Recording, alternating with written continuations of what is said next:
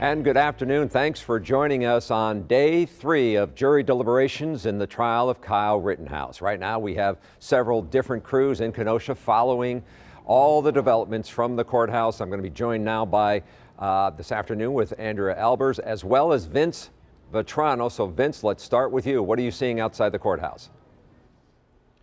Good afternoon, Charles. Jury deliberations are continuing now for this third day here in Kenosha. Right now, still no verdict, no indication on when jurors may reach a decision. Outside the courthouse, demonstrating perhaps less appealing when it's cold with a very stiff wind blowing. And that is definitely the case today in Kenosha. Seems like a bit smaller presence on the courthouse steps this afternoon than yesterday.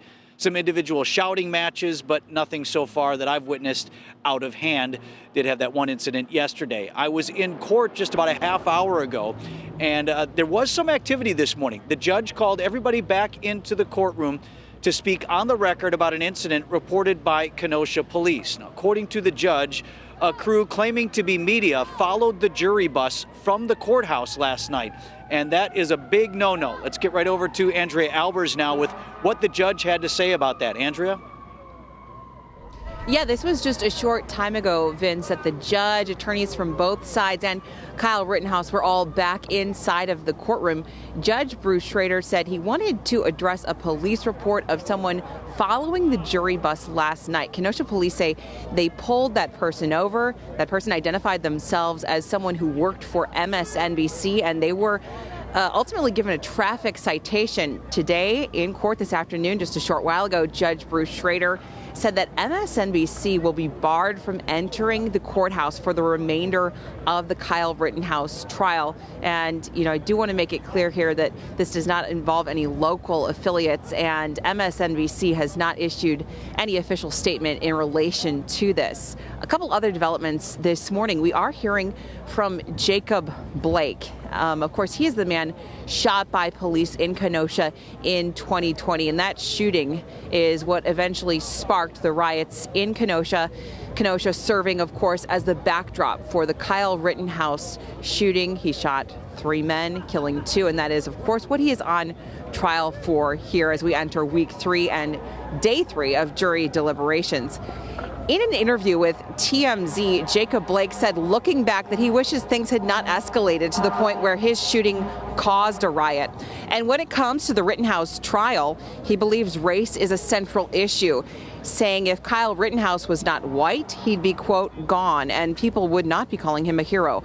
Blake added that he's not labeling Rittenhouse as a bad person, but said the then 17-year-old should not have been in Kenosha with a gun that did not belong to him. Blake also gave an update on his recovery. He was left paralyzed from the waist down. He now says he does have some movement in his legs, but is still in constant pain. He also told TMZ that he's forgiven the officer who shot him. I don't hate Shesky. I forgave him at least 7 months ago. I was worried when I found out his address was handed out. I was worried about him and his family, straight up.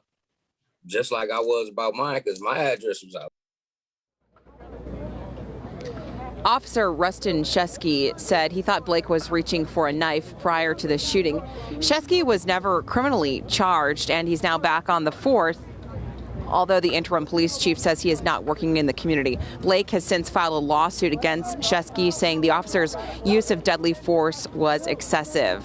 Now, as for what's happening here closer to the courthouse, as you said, Vince, it's a bit quieter than we've seen in recent days, and I agree with you. I think it does have something to do with the weather. It's hovering around 35 degrees, and there is an icy wind blowing down here at the courthouse. And Andrea, Kenosha schools, we mentioned that earlier in the program. Kenosha schools are making some changes this week. What do we know about that? Yeah, Kenosha schools, 5 Kenosha schools located near the courthouse have switched to virtual learning. They're not allowing school to take place inside the building, and that's because of their proximity to the courthouse and because of the crowds that we have seen out here. Last night, 2 people were arrested after the crowds got a little rowdy, a little tense. 2 people arrested for disorderly conduct, among other charges. That's according to Kenosha police. So starting today, 5 Kenosha schools are moving to virtual classes. As I said, that's happening for the rest of the week as a precaution.